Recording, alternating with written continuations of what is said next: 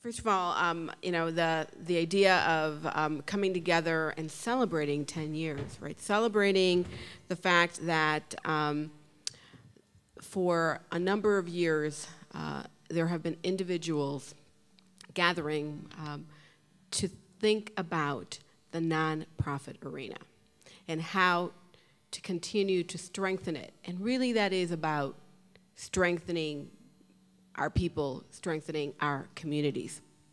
And so I think there is a great deal to celebrate throughout this year. The future of nonprofits in Chicago. I want to talk about a few points when we think about the future of nonprofits in Chicago. And I know every time we put this non in front of profit and we think of nonprofits, it always becomes sort of this negative before this positive. And so so I want to talk about the future of public service organizations in Chicago, right? And so the idea of how this is looking and in order to do that, I want to address a few things. I want to address demographics.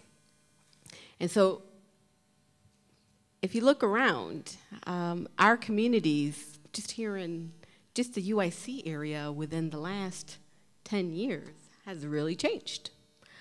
Our state has changed. Our nation has changed. We are a nation of more people of color. We are also a nation that currently has more young people of color. But we also have a great deal of challenges within these communities and what that means then really for the future of the city, of the state, and of this nation.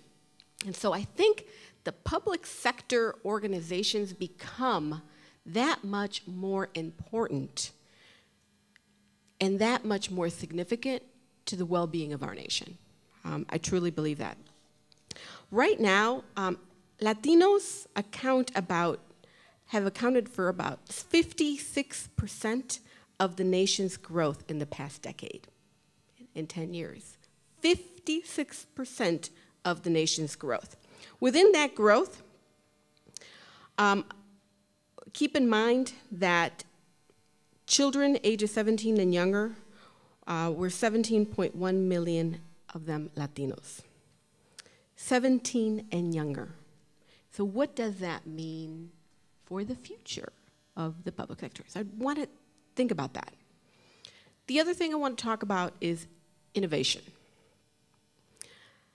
We have to continue to be innovative about how we innovate, right? And what do I mean by that? Is that even the most general of day-to-day that we take when we're in the midst of things, it's important to step back and see, are we continuing to provide the best, to do things the most effectively, in the most creative ways, and have we been able to really do things in the most effective manner, right? And so I think innovation helps with that. The third thing, so there's 5 things I'll talk to you. Knowing, the other is about community partnerships, the importance of partnerships. The 4th is really knowing your stakeholders, fiscal management, and technology in all of this. All right, so I talked a little bit about demographics, and I won't continue to challenge you even more other than to say to you, if we do not address the issues affecting the growth of the communities that have continued to grow, we will all pay. If we don't keep in mind that there are communities where most of the male population are now in the criminal justice system, if we don't continue to address the fact that of the fastest growing group of the Latinos, they are quickly reaching African American men. The Latino boys are quickly reaching African American boys and men in the criminal justice system. So if we don't take into account that we are losing a whole sector of our population then we are doing, again, our city and nation a great injustice. So when I said I want to include innovation, in being innovative, it's how do we, in the whole idea of this networking, right? This is another term that keeps coming up in this, the networking. Many times, in order for us to be innovative, it takes some partners, right? And so we sometimes in the public sector or nonprofit arena, we work in silos. And so I completely agree that we have gotten to the point where if we do not collaborate, we're really just shooting ourselves in the foot. And those organizations that do partner will be the ones that will succeed. And I can talk to you about the several partnerships our organization's been involved with throughout the years. So our organization, Mujeres Latinas en Acción, Latin Women in Action, has been around for 38 years, almost 4 decades. In these 40 years, our organization, like many, have gone through these various life cycles. And I can tell you that in our history, in those years that we have been the strongest, it has been when we have had the strongest partnerships and collaborations. So when people come to us to do different bridging, it is because we have, through these years, really, I think, have looked at our partnerships as a form of strength, as opposed to looking at them as they're challenging, as they're our competitors. It's what is it that we each bring to the table? And what is it, or how is it that we can work best together? This has happened through coalition building throughout whether it was working in the area of violence against women and girls.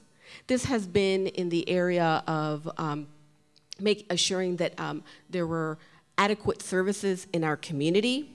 And this has been in the form of looking at how to best provide the resources to individuals in our community. So one of the things that I want to mention to you about this is just these are difficult, challenging times from an economic perspective and resources in the state.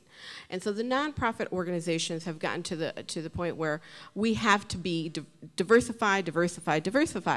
But in the process, many of us are still, even if it's a bit of it or part of it, very much dependent on state funding. Now, I can tell you that those organizations that are getting paid closer to on time in this state are organizations that have partnered and collaborated to make sure they've come together and approached the state, as opposed to one group by themselves, or one entity by themselves. So that's just one example of how, even again with competitors coming together to say we have something in common. Knowing your stakeholders. How does this have anything to do with the future of our organizations and the future of nonprofits? It is that if we take a look in our community of who are our stakeholders, right?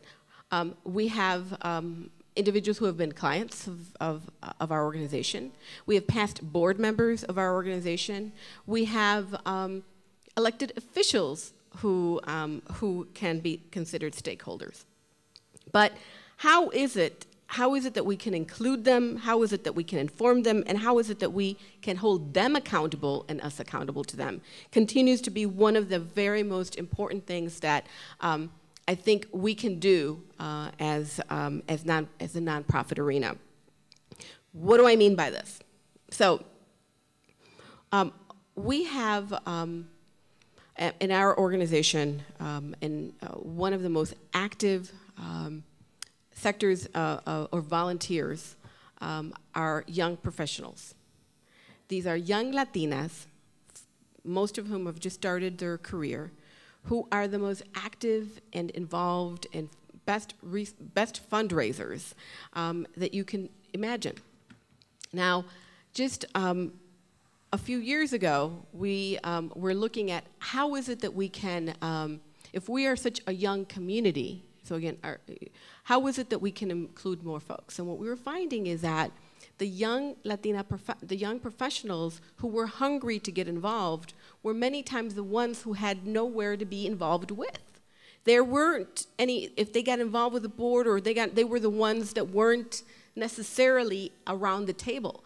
So I can tell you that sometimes it is the stakeholders or individuals who become the part of our future that could be the strong, sometimes the individuals who can be the strongest allies and advocates for you are the ones who are overlooked completely in this work. The other was, the other thing that I think is important as we think about the future of nonprofits is how we use technology.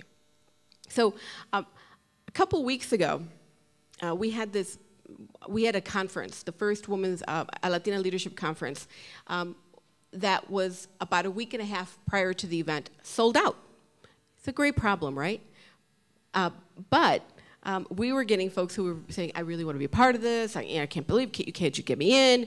And so what we did instead of saying, well, we're sorry you can't participate, we said, hey, why don't we just stream it live? So we started to put together a list of individuals that would be involved via who were individuals that were going to be signed up to be a part of the live streaming of this conference. And that's just one example of how we can use technology to incorporate folks. So I guess as I look around you all, there are students here who probably could be much bigger experts on the area of technology than I can. And I recall a time when I thought that I was really high tech. And then the other day when I said, oh, you mean the lieutenant governor can't participate? And someone said, oh, yes, she can. We could just Skype her in. And I thought, oh, I forgot all about that. So there's all these ways that one can continue to use technology for the future or the involvement of the organization. So I know it's a cloudy day, and we're sort of over here looking at around the idea of, where will the nonprofit arena be 10 years from now? And I can say to you that I believe that if we can take a look and be aware of what our communities look like, what our communities need, how to be innovative in providing them the services that are needed, and how to really create key partnerships in making this happen, then we will continue to be a strong sector in making our community stronger. So thank you.